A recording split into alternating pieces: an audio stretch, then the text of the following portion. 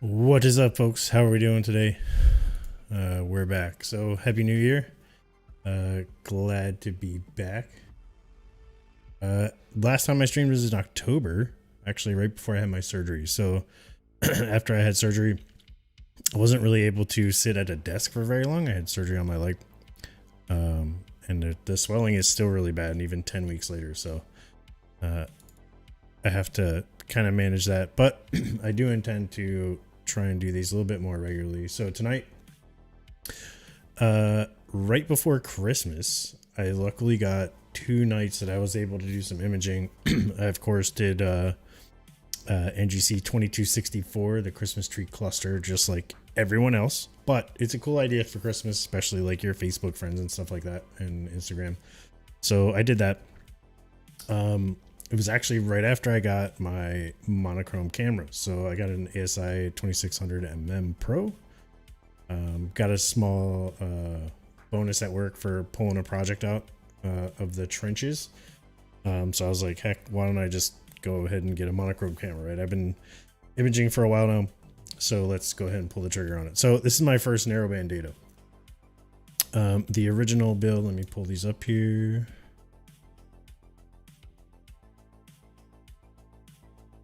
All right, not super cute data.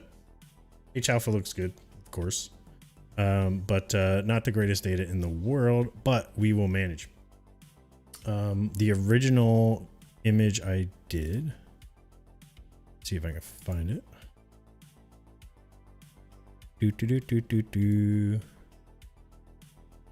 Like that.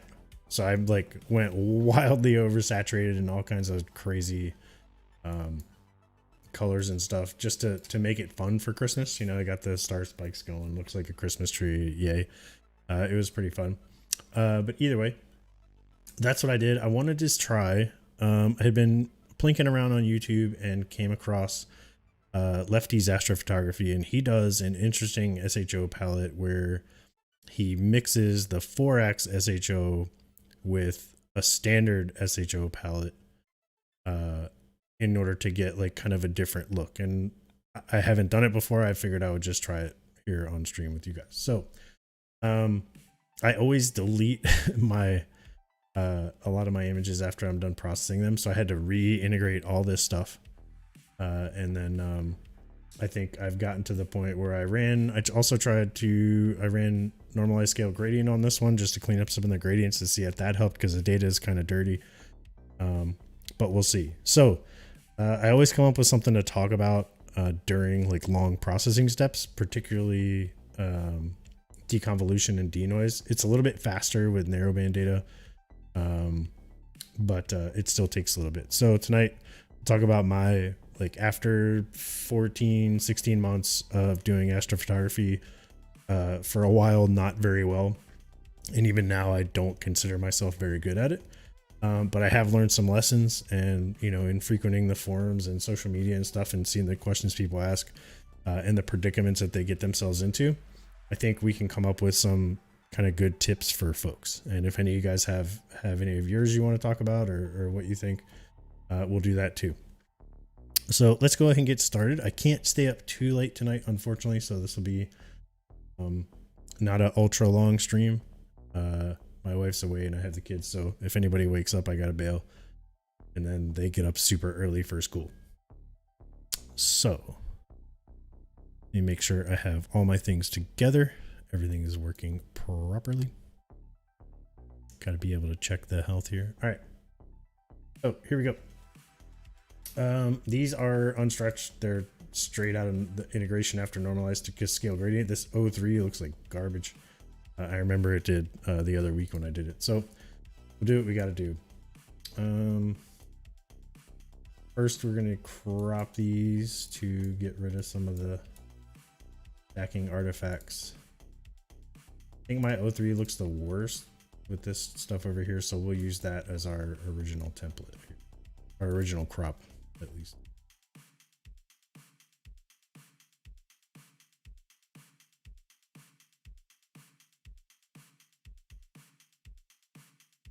I think in some of these there's a little bit of an edge. No, it's not too bad. You can take it kind of all the way to the end. We'll take a little fringe off here on the bottom.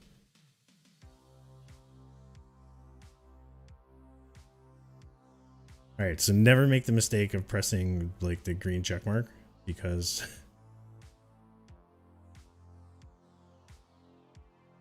now we can do it. All right, everybody's cropped equally.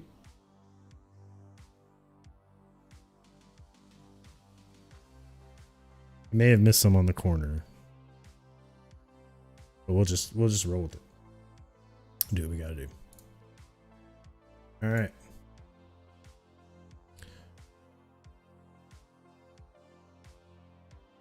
Just do our standard AB. I'm not trying to sit here all night, having you guys watch me play with it. Who cares? Some of the vignetting may have been a little bit heavy, but that's okay.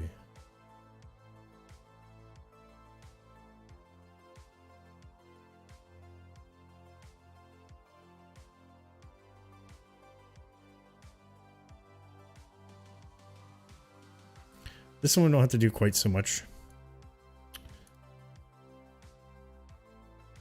because that H alpha is fairly clean.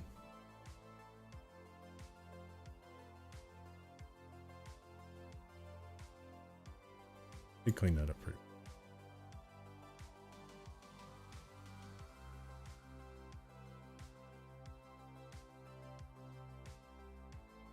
We will deconvolve first, and you know what?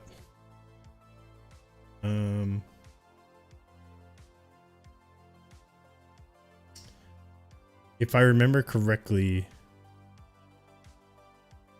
Bark Tech, I think that's one of those bots. Anyway, what was I talking about? Yes, I've been having problems with Easy Decon lately, so I'm gonna do something else.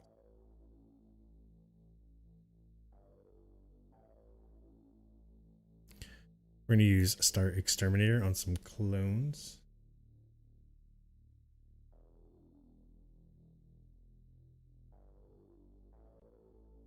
Ooh.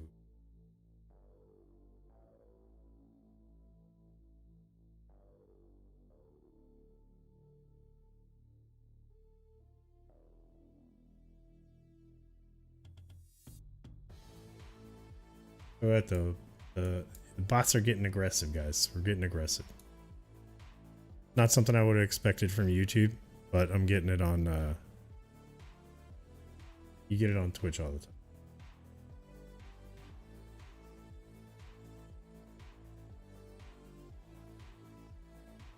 But if you are a real person, welcome. Maybe clarify what that means. All right. Don't need that. We just need our stars.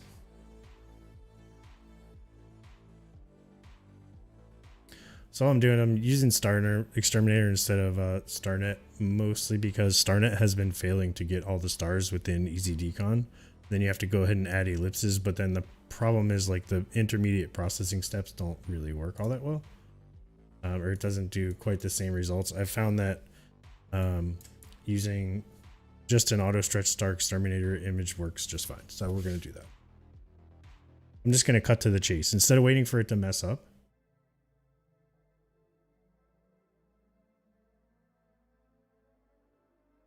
That looks pretty good. That looks so cool. You see Hubble's variable nebula up there in the corner. A lot of people were posting like, hey, is there a chip in my lens? Like, no, that's supposed to be there. All right, we can have those in the background. Do our O3 first.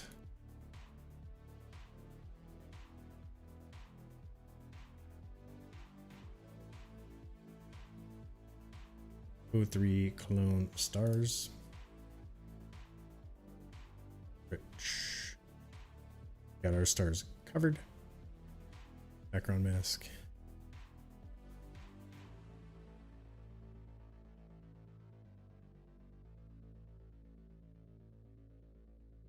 PSF.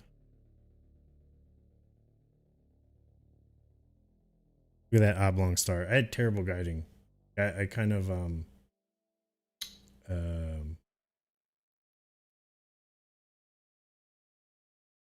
before we run it for real.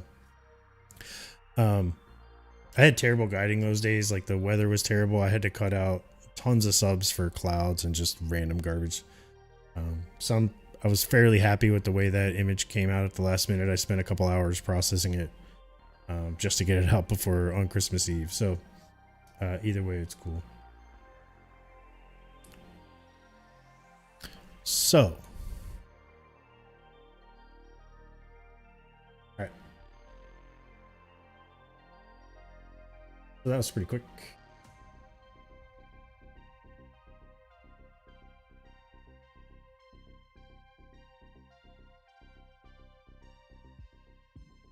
No major oddities. Let's do it. Do it. All right. Hopefully my PixInsight doesn't crash. If PixInsight happens to crash, I will be back. I probably won't have to leave. I'll just have to reboot this machine, but I'm streaming from another computer, so I can leave myself here and blab. But the music's going to go away. The microphone will go away, but it'll just take a second to come back. Anyway, so while this is running, it's actually almost done. So I'll do this in little blocks. So my beginner tips for starting astrophotography in 2021 are a little bit different, right? So every time I was Googling like beginner tips for astrophotography, and there were, you know, folks putting out videos and print articles. Well, it's not print anymore. Articles on the internet, like written word on the internet. It was always about things like settings and how to do this and that with your camera. You know, what ISO to shoot at, you know, what's the difference between like broadband targets and narrowband targets, and you should do this and you should do that and start with the gear that you have. And that's great. I think that's all good advice. I'm just going to get rid of some of these when I have too many windows open.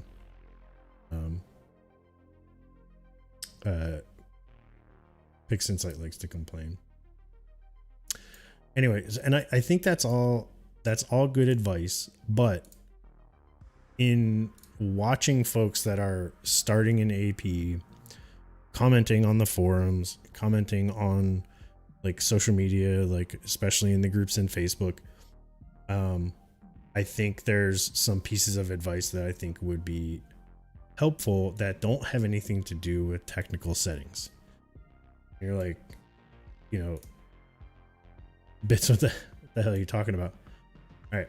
So what I'm talking about is, number one, do you have like the logistical setup in order to do astrophotography, like either from your house or with the way that your day works, right? So when I talk about logistics, what I mean is, can you see, depending on which hemisphere you're in, can you see the North Star? Can you see Polaris? Are you going to be able to polar align? Because granted, there's, you know, especially if you're going to use a mount. If you're not going to use a mount, you know, the other logistics thing that I'll get to in a second is talking about, like, can you see enough of the sky to make it worthwhile, right? So you can always image with a with your DSLR and a tripod, but you're gonna quickly get to the point where you're gonna want more, and that's totally fine. Anyway, when you're moving on to like all sky alignment and things like that, that's almost jumping past beginner and going to something more difficult. So can you see, like, do you have a view of the North Celestial Pole, and what do the obstructions look like in your yard, right? If you're going to image from your house, like, that's the first kind of one of the first kind of logistical hurdles. And if you're not going to do that, if you're going to decide you're going to go somewhere, do you have the time at night? This is a nighttime hobby, to go somewhere and image for multiple hours, right? I mean, that's essentially, you know, what we're doing. Like, the longer you get into it, the more exposures you're going to want, the longer it's going to take, especially if you're only doing a couple hours at a time. So logistically, does the physical setup of your garden or yard or whatever, you know, are you going to be able to image things as they move through the sky at night? Do you have a view of the North Celestial Pole or the South Celestial Pole area? And if you aren't, you're just going to have to, you're going to have to spend more money, in order to polar align. So generally when people are starting out, they're using just their tripod or a star tracker or something like that. And with that tracker, like, the all sky alignment is going to be tough, without automation. So, and that quickly bumps you into like a higher difficulty tier. Anyway, the point I'm trying to make is, like, is your physical setup, particularly if you have to leave to go to a dark site or go to another place, are you going to really be able to do that? You know, you see tons of people that are like, you know, I'm kind of giving up on this hobby.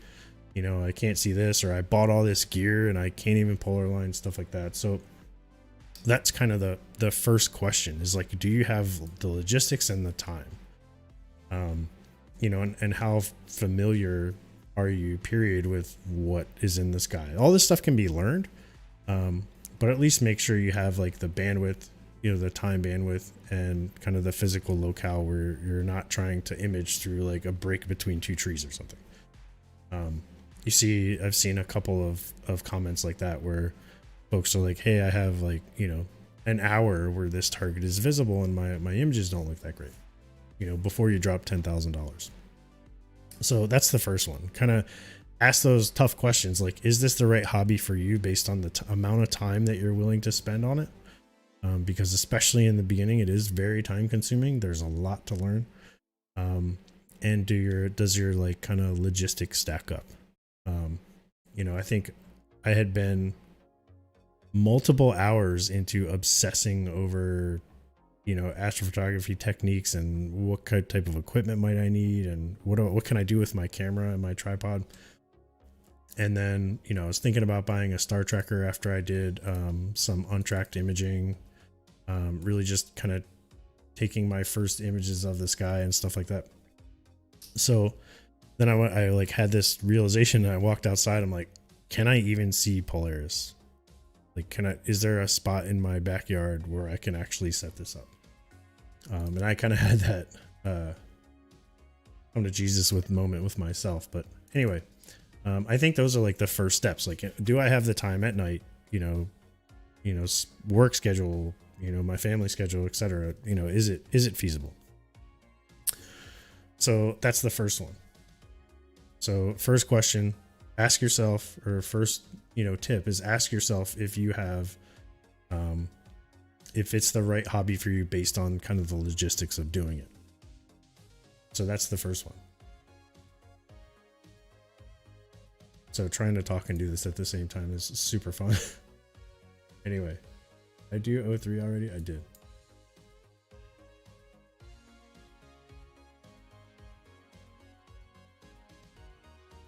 All right. So the second tip is it's good to kind of learn the basics of, even generic astronomy. I was actually kind of lucky in the fact that I've been interested in space for a long time. I just really had no idea that backyard astrophotography was a thing. And at 45, it like dawns on me that, wow, I can take these images from my backyard if I'm willing to put the time into it. So anyway, in college, I had taken some like astronomy 1 and astronomy 2 as electives, just because I was like, I had to pick something. And I was interested in it, and I thought those classes were fun. So it wasn't even like taking a class. So, understanding the basics about astronomy, like what am I looking at? What are RA and DEC? What's retardation and declination?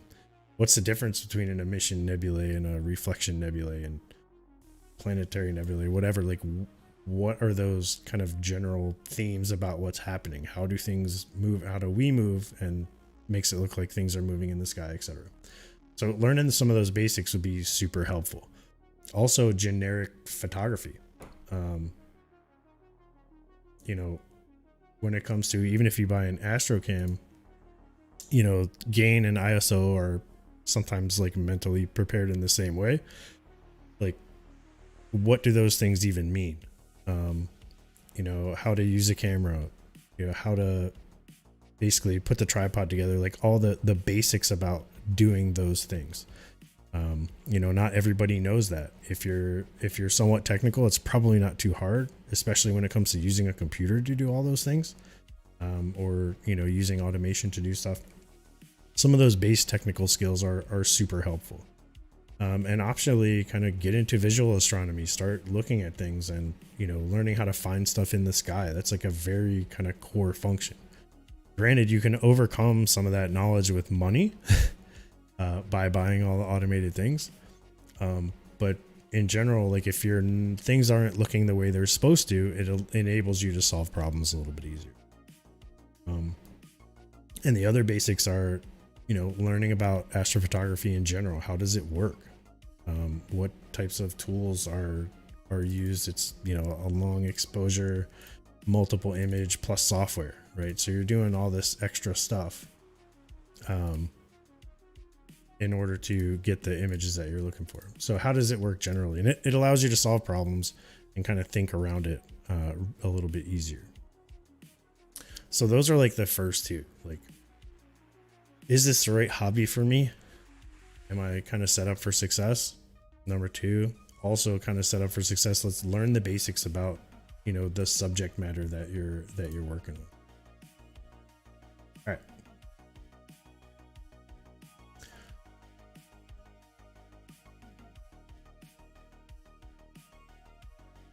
S2. Okay. Easy denoise usually runs just fine on its own. I'll just use the defaults and just let it trick out. I think my third tip is probably the most important. And that third tip is to set incremental goals.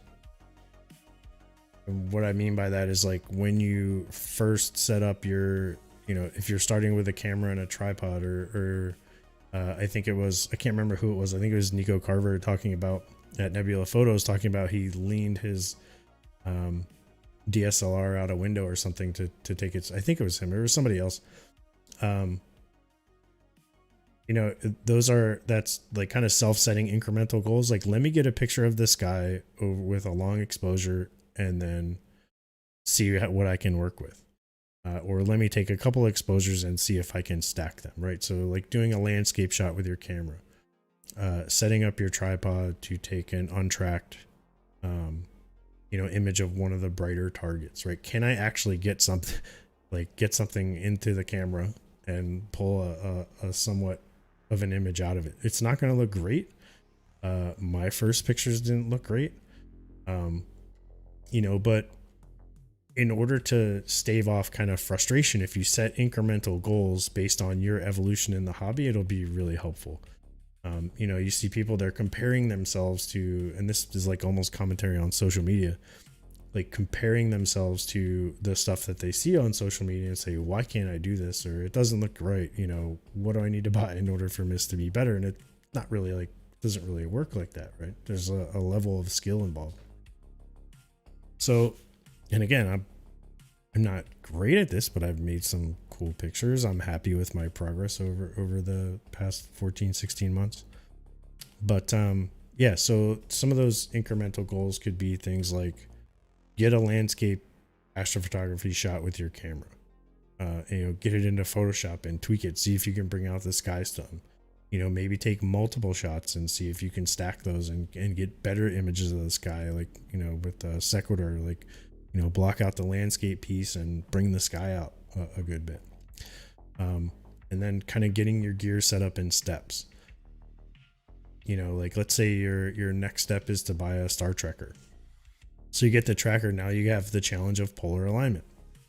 If you want to use the reticle correctly, or you could use the apps, like what does that mean? How do I get, like, first of all, which star is Polaris? That's why I was talking about the general astronomy, like how to find stuff in the sky is fairly important.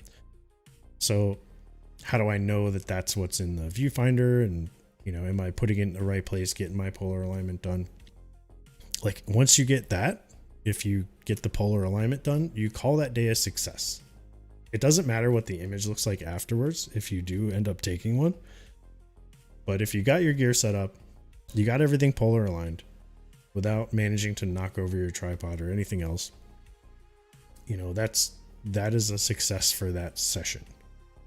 And then if you happen to find a target after that, also a success, right? So those like little steps as you go, I think it's a good way to measure your progress and kind of understand what you need to do next and kind of feel a measure of kind of success each night, if that even makes sense. So like I remember it was like a little bit earlier than this time last year, but I remember it was cold. Finding, like, everybody shoots Orion for one of their first shots. Why? Because it's like plainly visible outside.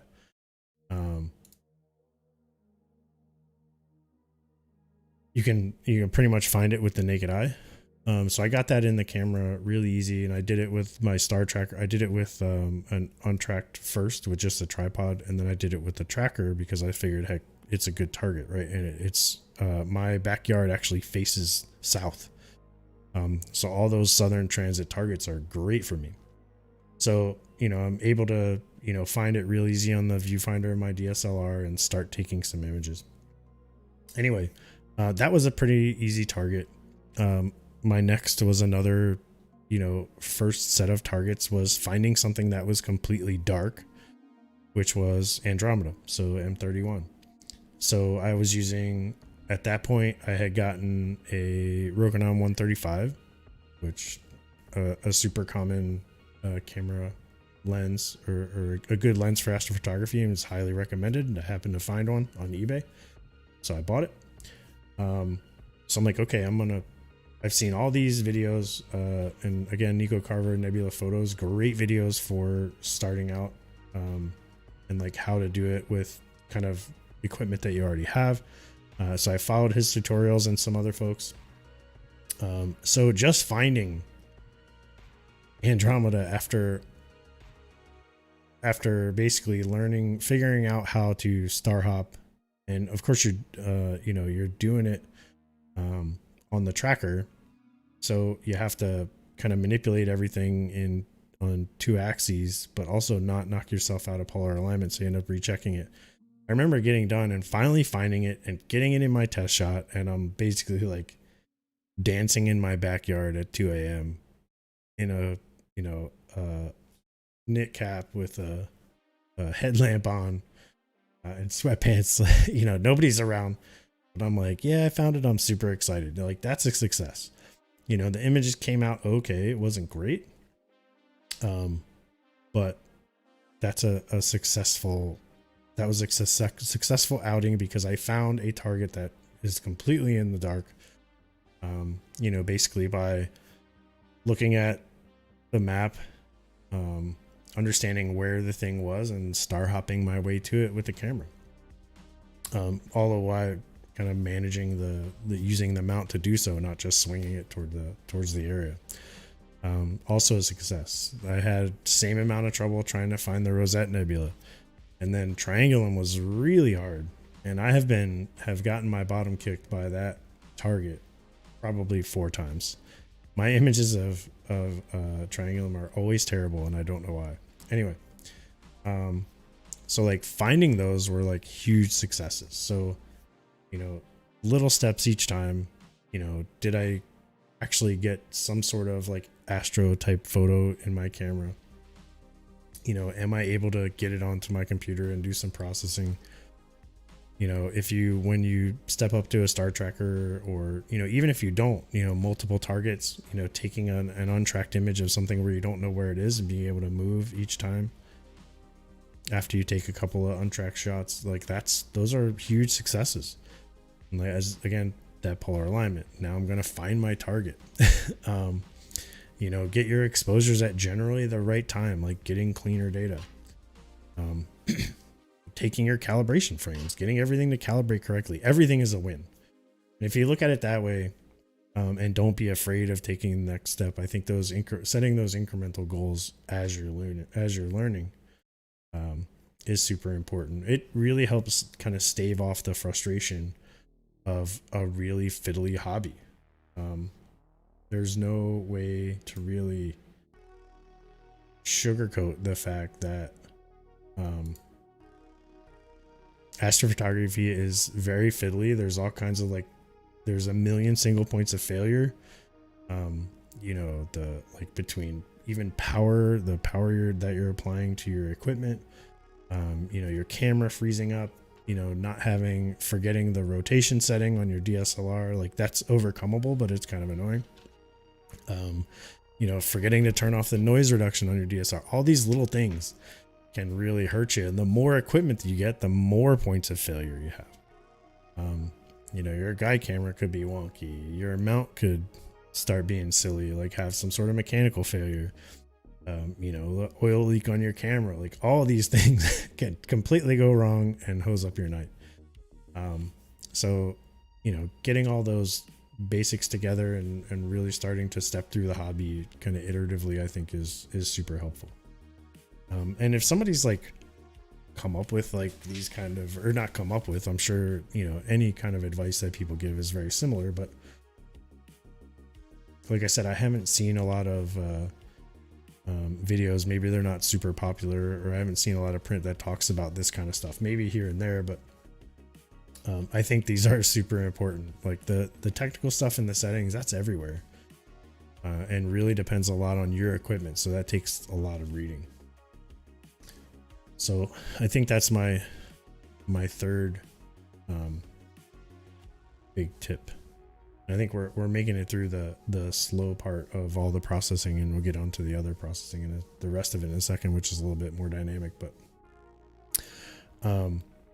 yeah. So first, am I okay logistically to do this hobby from where I am? And if I need to go somewhere else, do I have the time to do it? And does it work with my job, family schedule, whatever? Number 2, it's great to learn the basics about, astronomy, photography, the things that you're doing in order to, be able to solve problems, because they will come up. And even computing in general, maybe I forgot that one. Just basic computer stuff, like, what, like moving files around and what they mean and what different file extensions mean and stuff like that. That could be also helpful. And then third is setting incremental goals. I feel like that's just kind of life advice for anything that you're learning. You're not going to be perfect at it the first time.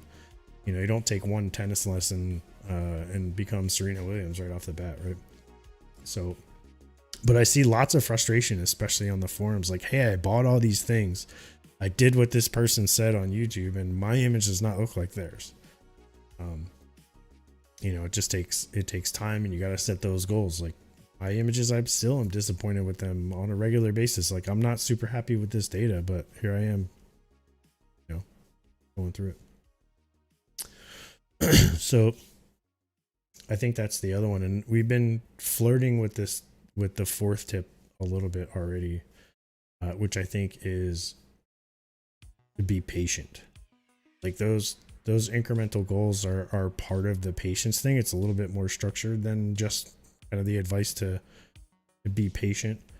But a lot of folks are really not patient. That it's like, you know, it didn't work immediately, so it's crap. Or I didn't get this result that I wanted. This equipment sucks, or, you know, whatever. You know, like I said, lots of single points of failure, lots of things that need to go right. And generally they do, but sometimes they don't. But be patient. The other big one with patience is the weather. The weather doesn't cooperate. Everybody complains about it. But it's just part of the hobby. You need those clear skies. If you live like in the Pacific Northwest or something, and you know, it's maybe it's like a meme that it's always crappy there. But you know, my old company was based in Vancouver, and I spent a lot of time there, and it's a very frequently cloudy, misty, and rainy. So maybe it's tough to image there. Like you're gonna have to just be patient.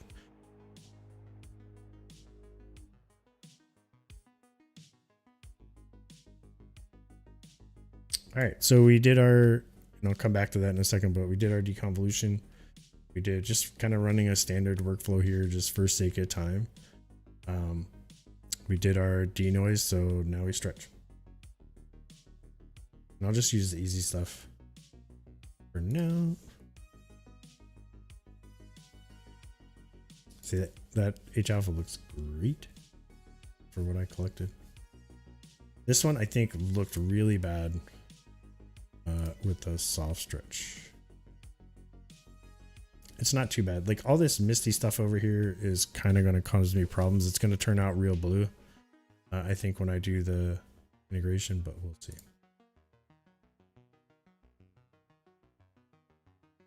And I'm certainly not an expert narrowband processor. I'm like following my own mental guides and what I think is supposed to happen.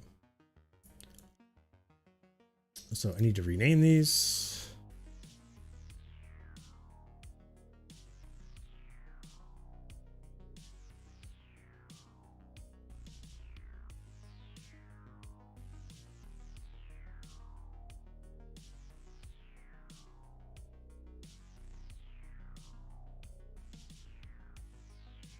All right, so this will work now.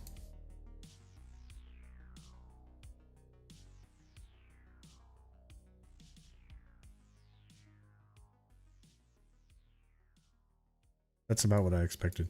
See that O3 with all that kind of garbage that was out there. You know, maybe that's good signal, maybe it isn't, but that kind of blue tinge. That's okay though. And then we will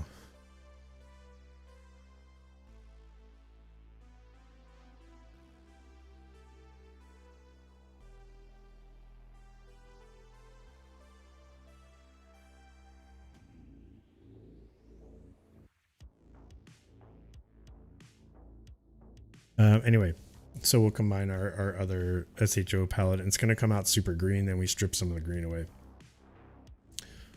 This isn't exactly like his because my data doesn't come out that way, I don't think, because when I was messing with it before, I remember it was pretty terrible. But we'll play with it, see if we can't get something a little bit less purple and more bubble space picture-y. I think I turned on noise reduction out of habit.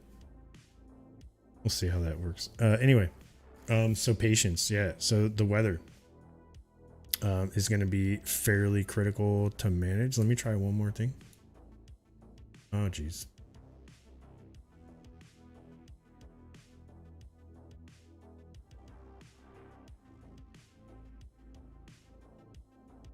I forgot when you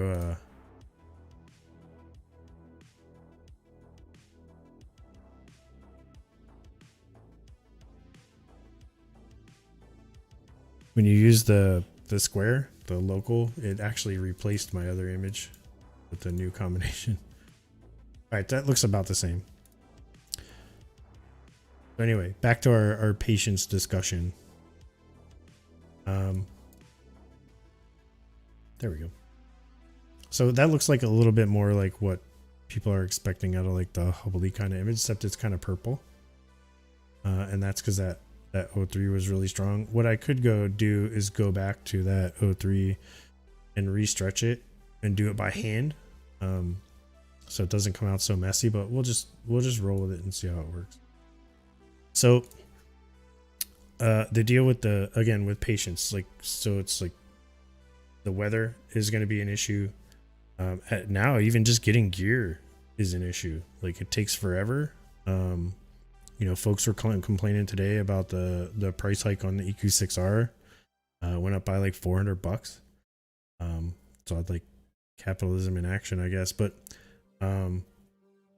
so time on task in this hobby relates to skill, right? So I can't tell you how many hours I've spent processing data, grabbing data from the internet and processing it, getting people to send me theirs when they have problems. I feel like, and this is not really great data, but I feel like this kind of processing where you're not dealing with great data is really helps you learn, because you have to apply so many different kind of techniques to try and fix it, to at least get it to look okay. So I think that's a really good kind of practice to engage in. But practicing, be it running your gear, especially on the processing, this is the hardest part for me. I'm not super good at it. I figured out some tricks. I've come up with some images that I think look good, but I'm constantly trying to improve, and doing this just helps. And I think that's another big thing about being patient. It's just going to take lots and lots of practice. Like some of those folks, especially on YouTube, etc., they've been doing this for however many years, and they've gotten really good to it. So just to jump back into what I'm doing here. So on Lefty's channel, what he did, and I think he lives near me, by the way, what he does, uses half of the 4X palette with half of the regular SHO and then combines them to a new image and works off that. So we'll give that a shot.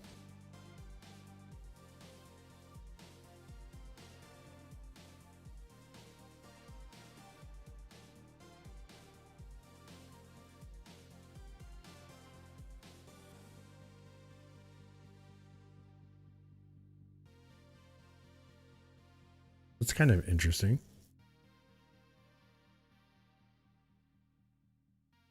It almost has like a Mars, like dark dusty kind of motif to it. Do I like those stars? Which one has the best stars? Kind of purple.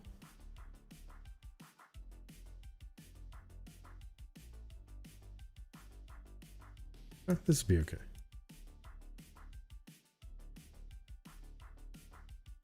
I'm not sure if I like it, but we'll give it a go.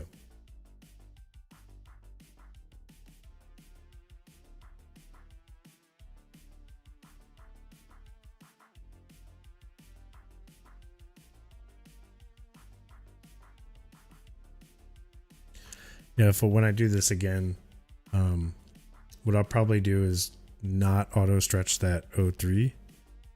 I will probably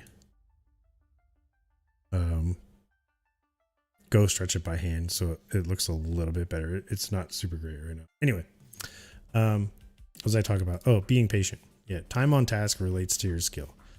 A lot of things have to work together, and some of this tech is pretty young. The software is all is mostly community developed. The tools are really wonky in how they work. Sometimes like even PixInsight I think is a well-developed application, but it does have its issues. It's got some library problems, some memory leak problems, and I know Juan and team will fight me to the death that it's a individualized problem to my computer, but I work in tech and I'm fairly good at diagnosing stuff, and are some memory leaks at times. And that could be related to the fact that I'm using Windows and not recommended Linux. I don't know. Anyway, it has issues. Things get weird. Things don't work right. But it's okay. You just kind of have to roll with it. Not everything's going to be perfect. And you will fail. On a regular basis. You will fail, and you just have to kind of deal with it. And I'll put this over here so you guys can see it.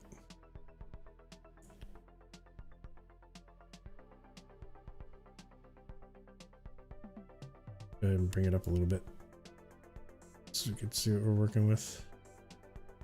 Small S curve.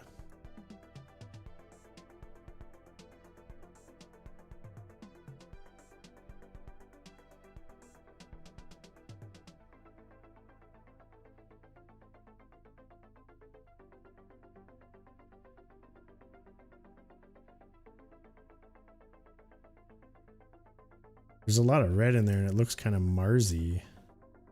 I don't know what I like and what I don't like.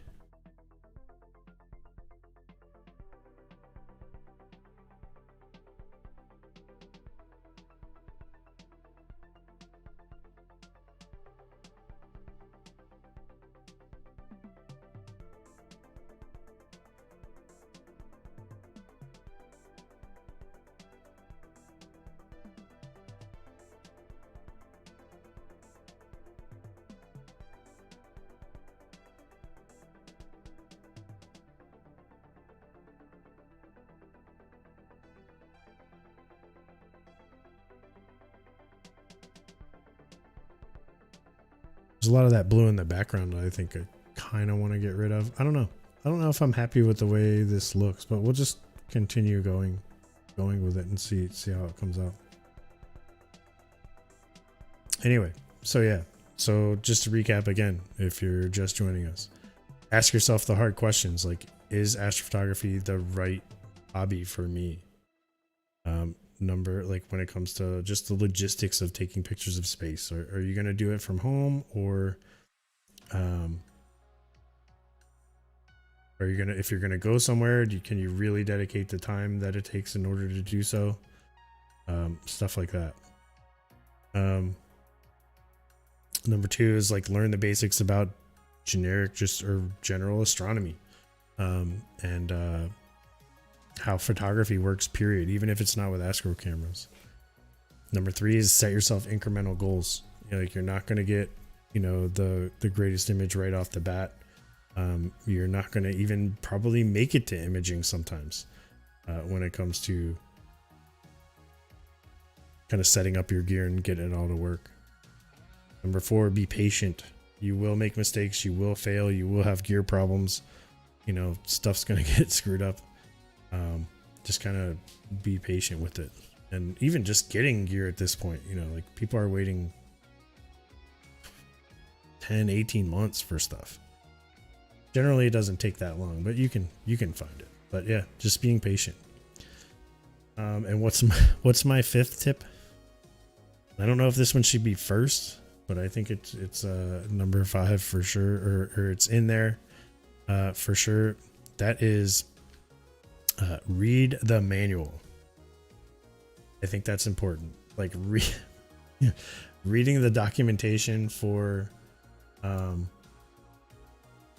the applications, for the gear that you buy, I think is fairly important.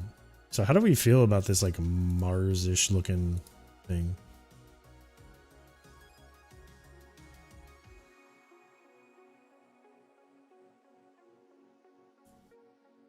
All right, let's do this. Oh, that's really blue in the background though. Let's add some luminance to it and see if it looks any better. We will do this.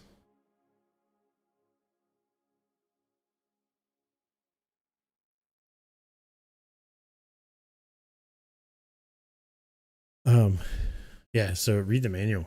I can't tell you how many times like I kind of rushed into something and didn't realize I was making a mistake that was plainly written for me in the manual, that I probably could have figured out. And as well, like, you know, folks that have issues that post in the forums and post on social media, some of the stuff's right there in the documents. So, you know, kind of paying attention to those things, reading the manual, and it kind of just goes along with all the stuff I was talking about before. Just like get a good idea of what it is that you're doing and understanding the basics, and you know, kind of dotting your I's and crossing your T's, instead of like, hey, I've got all these USB cables, let's plug them all in and see what happens. Everything should just work, right? This is Apple. I wish it was like that. You know, hours and hours spent troubleshooting something silly is fairly normal. So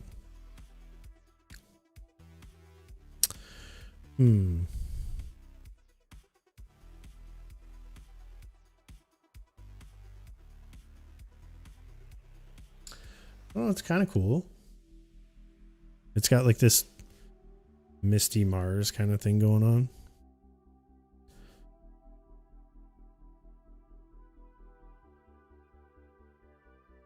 My audio stream's current bitrate is lower than the recommended bitrate. What are you talking about?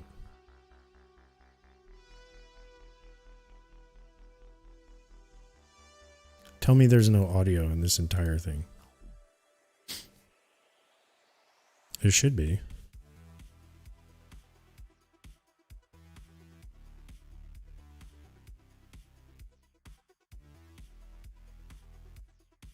It says do not change anything when you're live. I'll go back and look at it and see if it's messed up.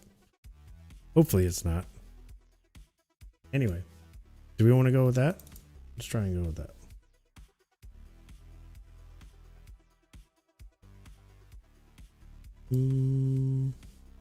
Wonder if this works just by itself.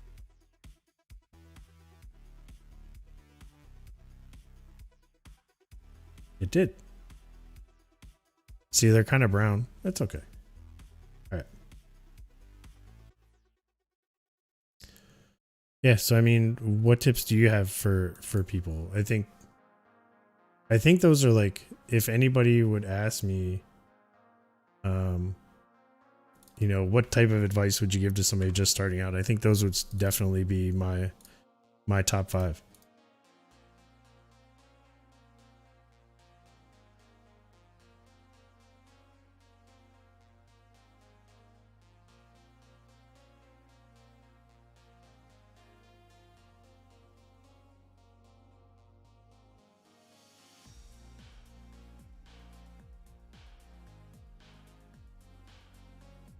Yeah.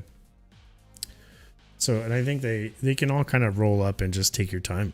I think, you know, like making sure that you have everything you need in order to be successful. So yeah, I think that's about the size of it. And like the settings and all that other kind of stuff, that all comes with time.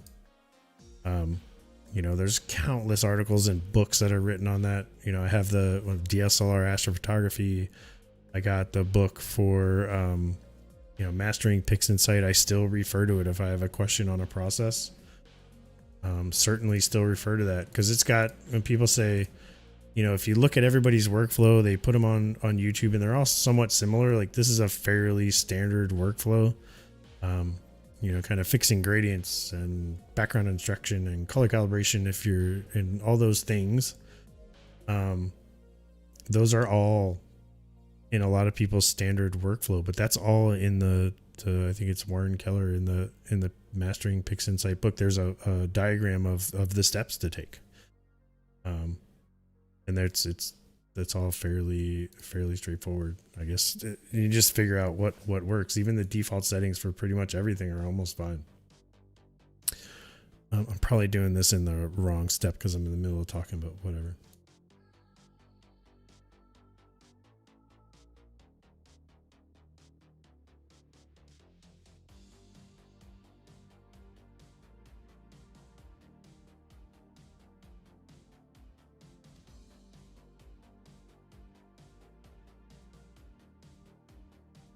And this is a personal taste with the sharpening. Like, it actually doesn't look bad when you go full tilt on it.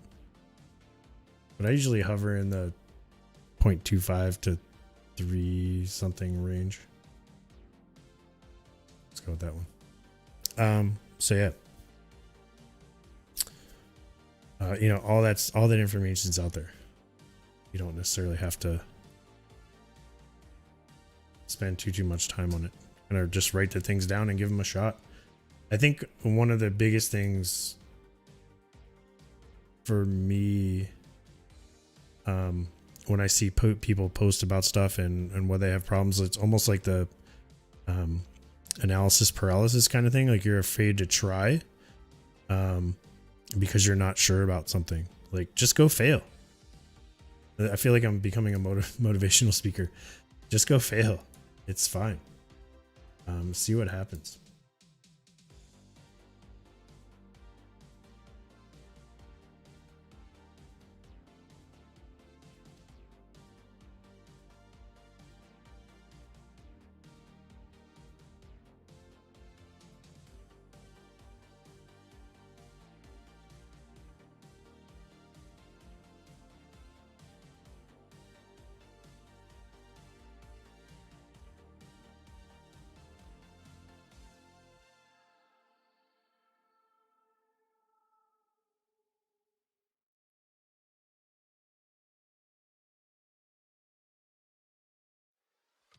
All right, so how do we do? I think for a quick process, it's okay. It's got kind of like this Marsy dark color to it. Made a couple mistakes here. It's fine. This is kind of weird. It's cool though. It's almost Hubbly. But definitely with the gross data, it's not terrible. I think you can go and move some of these colors around, and I could probably change the mix a little bit. Not just straight use the 4x SHO palette, and not just straight use SHO to get some different colors. I think it's an interesting technique. It definitely gave me something a little bit different that I may not have been able to get another way. I mean, it's cool. Definitely a different look. I don't know. I'd be interested to see what people thought of it. But yeah. So it's starting to make me nervous that YouTube is yelling at me that my audio bitrate is low. Like, been doing the streaming thing for quite some time, but on another platform, so I'm kind of worried about it. But anyway, what you do after this is essentially just take it into Photoshop and do some small corrections at the end. I think it's okay the way it is. I'm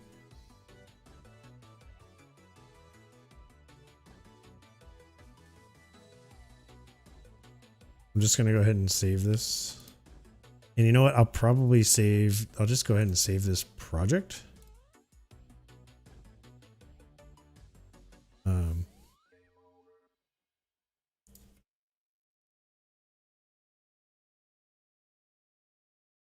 Just so I have it. But anyway, that was about what I was expecting. We're at about an hour. Most of the time sitting around talking about my silly beginner tips. I think they're good advice. In addition to all the other kind of technical stuff. And playing with some processing. It didn't take too long. It's not a terrible image. It's like a weird color palette. It's kind of cool. Maybe it'll grow on me. I didn't do it exactly the way that he did, but you know, your data never really works out like that. So either way. So thanks for watching.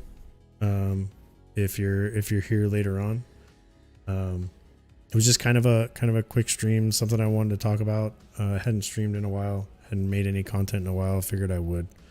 So, and kind of came up with something to talk about while I was doing the denoise and decon processes, which is usually very slow. So I just don't want to sit here and do nothing. But anyway, if you have any tips that you'd like to tell people, or things that you think are important, go ahead and put them down in the comments. Let's talk about them, or we can, come next Thursday. I'll do another stream and we can talk about it. But either way, this is going to finish saving, and I'm actually going to go to sleep, but I'll probably play with this data again, and maybe you'll see it on my Astro bin as another version of this image. But either way, thanks for swinging by, and we will see you next time.